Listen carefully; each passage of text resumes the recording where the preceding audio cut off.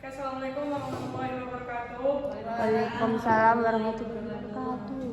Baik, di sini kami akan mempresentasikan hasil diskusi saya dengan rekan-rekan tentang SHP 1. Itu SHP 1 dengan mata kuliah arsitektur dan organisasi komputer. Baik, di sini yang pertama yaitu sejarah. SHP 1 adalah rancangan komputer sederhana untuk memperkenalkan operasi komputer kepada pemula. Arsitektur ini pertama kali dikemukakan oleh Albert Paul Malvino dalam bukunya yaitu Digital Computer Electronics. Pada dasarnya, SHP 1 adalah representasi yang sangat sederhana dari bagaimana mesin komputer beroperasi secara internal, mulai dari pengolahan instruksi hingga eksekusi data. Karena kesederhanaannya, SHP 1 sangat cocok digunakan untuk pelajar atau pemula yang ingin mempelajari prinsip dasar arsitektur komputer sebelum melangkah ke sistem yang lebih kompleks. Baik, di sini teman-teman bisa lihat ada 10. Baik, di sini ada 10 rangkaian SPHP. Satu yaitu pencacahan program. Di sini saya akan menjelaskan apa sih pencacahan program atau program counter. Yaitu fungsi dari pencacahan program yaitu mencacah dari 0001 hingga sampai dengan 111. Di sini teman-teman bisa lihat dari gambarnya. Di sini ada EF. EF adalah fungsinya mengeluarkan nilai dari pencacah ke dalam UEBAS. Yang kedua yaitu CF. CF itu mengendalikan instrumen pencacah PC sama dengan PC tambah 1. Di sini itu maksudnya saat komputer mulai bekerja, pencacah program di reset sehingga dari 0001 tadi menjadi 0001. Di sini saat komputer berhenti, maka instruksi berhenti, pencacahnya pun berhenti.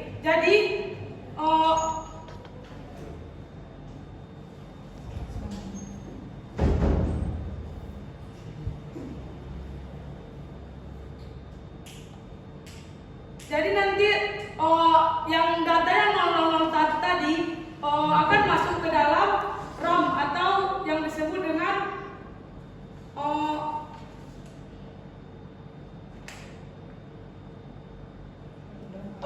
random access memory. Yang kedua yaitu teman-teman bisa lihat ke depan. Ini adalah merupakan rangkaian SPHP yang kedua yaitu Memory Address Register atau MAR. Fungsi utama dari Memory Address Register ini adalah mengirim 4 bit alamat dan 8 bit data kepada memori, random access memory. Di sini ada LM bar, fungsinya adalah mengambil data dari UEBAS ke dalam MAR. Jadi nanti saat komputer berjalan, selama komputer bekerja, alamat dalam pencacah program ditahan.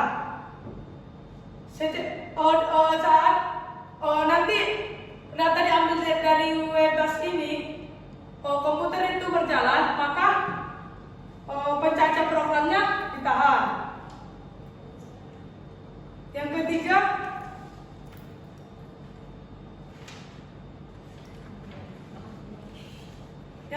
Yang ketiga adalah memori. Kapasitas terbatas 16 dikali 8. RAM berperan sebagai memori utama tempat penyimpanan instruksi dan data selama komputer beroperasi. RAM menerima alamat 4 bit dan MAR Setelah memori dibaca, instruksi atau data akan keluar dari memori dan masuk ke dalam WebBus. Jadi, besar memori RAM ini adalah 16 dikali 8. Memori ini terdiri dari 16 alamat dan lebarnya 8 bit. Maka dengan demikian, dengan itu mengapa pencacah program yang pertama tadi teman-teman, makanya besarnya 4 bit. Di sini ada namanya CE bar. Ini fungsinya adalah mengeluarkan data 8 bit dari memori busway. Baik, akan dilanjutkan oleh rekan saya Nindi.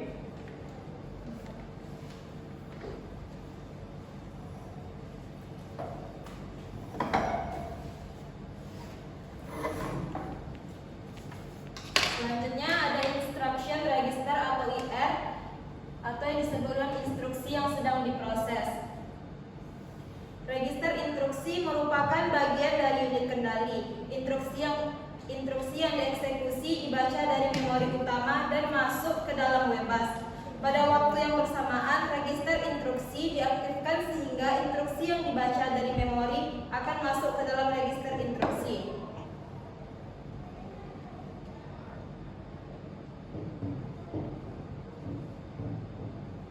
Bagian atas sebanyak 4 bit dikirimkan ke blok pengendali pengurut atau controller sequencer. Bagian bawah sebanyak 4 bit menuju WebBus dikendalikan oleh 3-state buffer.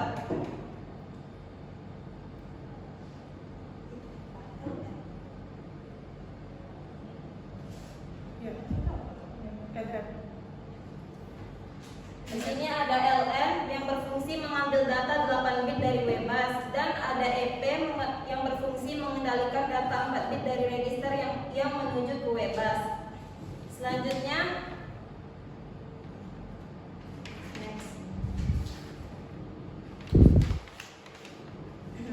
pengendali pengurut atau controller sequencer. Sesuai dengan namanya, register ini berfungsi untuk mengatur seluruh jalannya komputer termasuk eksekusi instruksi. Sebelum komputer bekerja, sinyal CLR dan CLK masing-masing dikirimkan ke pencacah program, di-reset ke 0000 dan pada saat bersamaan instruksi terakhir dalam register instruksi dihapus. Kemudian sinyal detak CLK ke semua register buffer. Sinyal ini mensinkronkan operasi komputer yang menjamin bahwa setiap langkah operasi akan terjadi sebagaimana mestinya. Semua transfer dalam register terjadi pada tepi positif dari sinyal detak CLK yang sama. Data 12 bit yang keluar dari register ini dinamakan instruksi.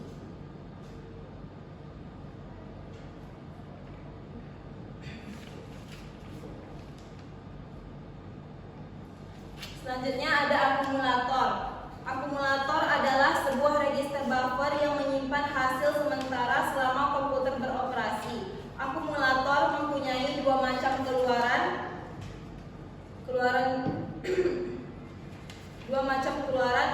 dua keadaan secara langsung diteruskan ke bagian penjumlahan pengurangan. Keluaran 3 keadaan dikirimkan ke WebBus.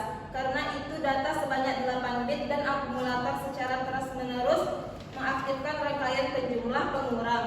Data yang sama muncul pada WebBus jika EA tinggi. Jalur kendali yang ada pada register instruksi yang pertama ada LN bar yang berfungsi mengambil data 8 bit bus. EA mengendalikan data 8 bit dari register yang menuju ke WebBus. Next. Penjumlah pengurangan. SAP1 menggunakan sebuah penjumlah pengurangan komplemen 2. Bila SU berharga rendah, maka keluaran jumlah dari penjumlahan pengurangan dalam S sama dengan A ditambah B. Apabila SU tinggi keluarannya berupa selisih A sama dengan A ditambah B komplemen, Rangkaian penjumlahan pengurangan bersifat asinkron. Ini berarti isi keluarannya akan berubah bila terjadi perubahan pada data masukan. Jalur kendali yang ada pada register instruksi yaitu SU yang berfungsi menentukan jenis operasi penjumlahan atau pengurangan. Jika SU aktif, maka akan terjadi operasi pengurangan dan sebaliknya operasi penjumlahan. EU yang berfungsi mengendalikan data 8 bit dari penjumlahan dan pengurangan yang menuju ke Webas. Next. Register B atau buffer. Register B adalah register buffer yang digunakan dalam operasi aritmatika. Sinyal LB komplemen yang rendah dan tepi positif dari sinyal detak akan menyalurkan data dari Webas ke tepi positif dari sinyal detak akan menyalurkan data dari Webas ke dalam register B, kemudian mengaktifkan penjumlahan pengurangan, memasukkan bilangan yang akan dijumlahkan dengan atau dikurangkan dari isi akumulator. Jalur kendali yang ada pada register instruksi yaitu L8 bar mengambil data 8 bit dari Webas. Selanjutnya akan dilanjutkan oleh Anjeli.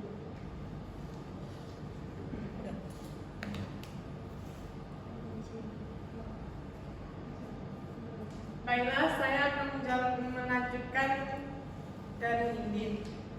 Selanjutnya yaitu register keluaran. Pada akhir operasi komputer, akumulator berisi hasil operasi yang diselesaikan dalam register penjumlahan ataupun pengurangan. Setelah itu, hasil operasi disimpan dalam akumulator, maka selanjutnya dipindahkan ke register keluaran. Apabila EA tinggi dan LO rendah, tepi positif sinyal detak berikutnya akan memasukkan data dari akumulator ke dalam register keluaran. Register keluaran sering disebut dengan output port karena data yang telah diproses dapat dikeluarkan dari komputer melalui register ini. Dalam mikrokomputer, output port dihubungkan dengan rangkaian perantara yang menggerakkan alat-alat seperti printer, monitor, dan lain sebagainya. Jalur kendali dari register keluaran yaitu LM balik, yang artinya mengembali data 8 bit dari Webas.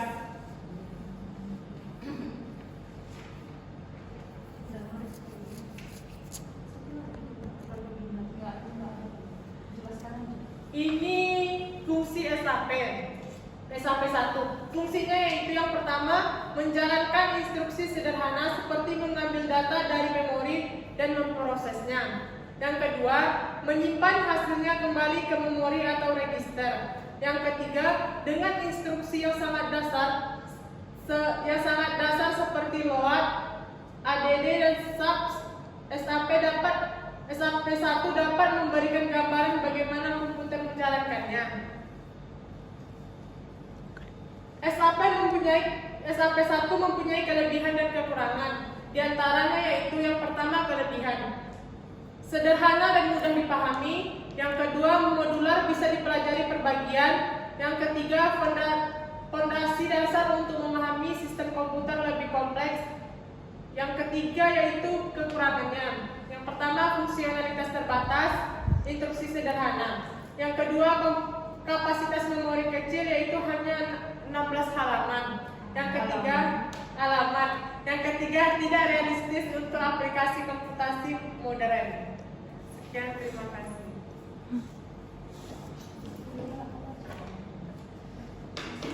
Baik, sampai di sini presentasi kami. Jika ada pertanyaan dari teman-teman, kami persilakan.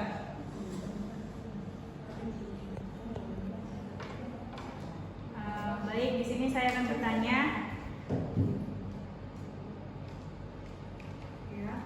Menurut kalian,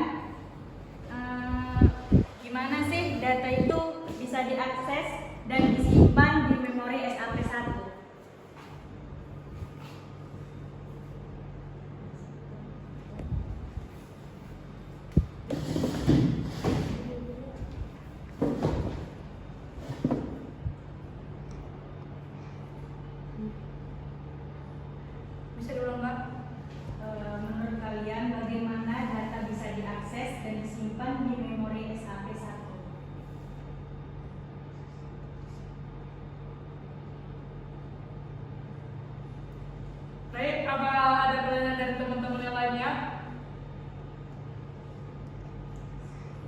Baik, jika tidak ada, berikan kami waktu untuk mencari jawaban dari Jenny.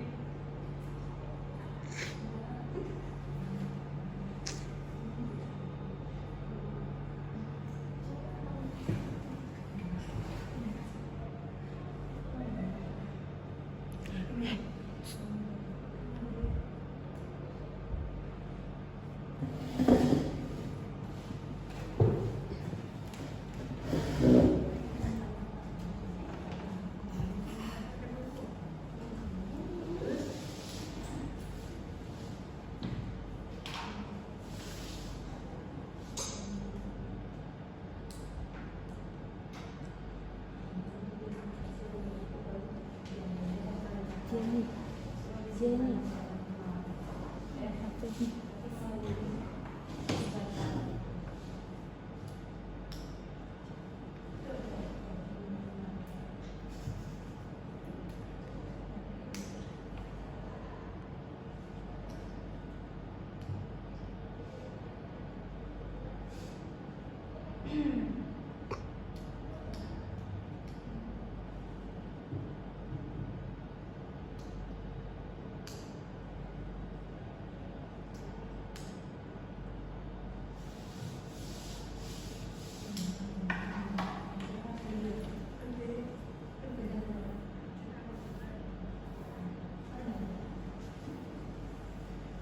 Baik, di sini kami akan menjawab pertanyaan dari Jenny yang akan dijawab oleh teman saya, Anjeli. Baiklah, saya akan menjawab pertanyaan dari Jenny. Yang pertanyaannya, menurut kalian, di mana sih data itu bisa diakses dan disimpan di memori SAP1? Jawabannya yaitu data di SAP1 diakses melalui memori address register atau yang bisa kita sebut MAR yang menyimpan alamat lokasi di memori yang ingin diakses. Setelah alamat diidentifikasi, data diambil atau disimpan ke memori melalui bus data. Memori di SAP1 biasanya terbatas dan hanya bisa menyimpan sejumlah kecil instruksi dan data. Jadi nggak semua data bisa kita simpan. Oh gitu ya.